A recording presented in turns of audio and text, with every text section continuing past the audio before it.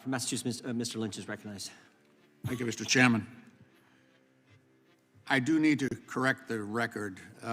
So there's been the suggestion here that the FBI and other government agencies pressured employees at Twitter to validate these theories of foreign influence.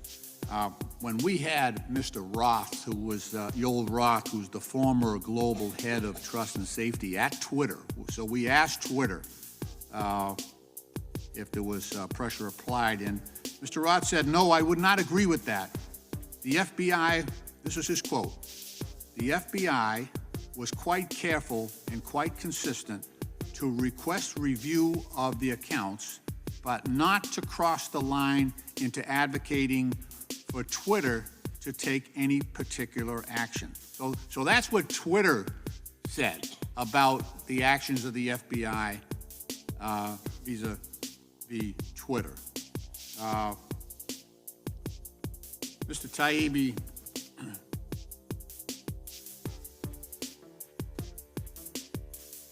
in 2019, Special Counsel Robert Mueller unequivocally found that the Internet Research Agency, owned by Yevgeny Prigozhin, the same oligarch who runs the Wagner Group, carried out an extensive social media disinformation campaign to help then-candidate Donald Trump and to hurt Hillary Clinton. He also found that the Russian intelligence interfered with the 2016 election via a hack and release campaign, damaging to the Clinton campaign. These particular findings came on the heels of the unanimous assessment on the part of the United States 18 intelligence agencies that Russian President Putin, quote, ordered an influence campaign in 2016 aimed at the presidential election, close quote. They also followed the release of a bipartisan Senate Intelligence Committee report finding that Russia and Vladimir Putin engaged in, I quote, aggressive, multifaceted effort to influence the U.S. president election. So, Mr. Taibbi, do you believe that the Russians and their oligarch-controlled Internet Research Agency interfered in the 2016 election via this social media disinformation campaign? Do you believe that? Mr. Congressman, my disagreement with the issue is... I think this is basically a yes or no question. Either you think so or you don't, and I don't have a lot of time, so... Okay, well then I'm going to answer not in the sense that that you're putting it. Okay. I think Okay. all countries All right. engage in offensive information operations. The question is scale. You believe that the Russia Twitter engaged files in a hacking, reclaiming my time. This is how it works now. I'll ask the questions and you try to provide an answer if you can. You have to allow him to answer. Do you sir. believe?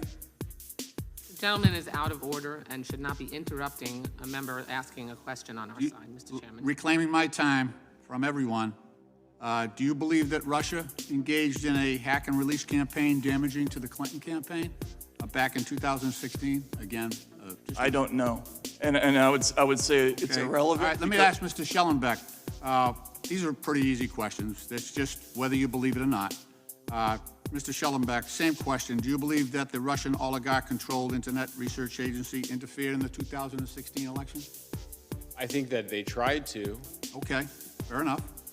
Mr. Schellenbeck, do you believe that the Russians engaged in a hack and release campaign with respect to the damaging information they released regarding the Clinton campaign? To the best of my awareness, that is what happened. Okay, Yes. fair enough. Thank you.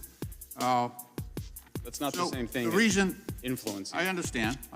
Also, that material was true. Yeah. Look, let me introduce a couple of documents just to reinforce that we've got. That is not a legitimate predicate Unanimous- for censorship. Unanimous reclaiming my time. Sure.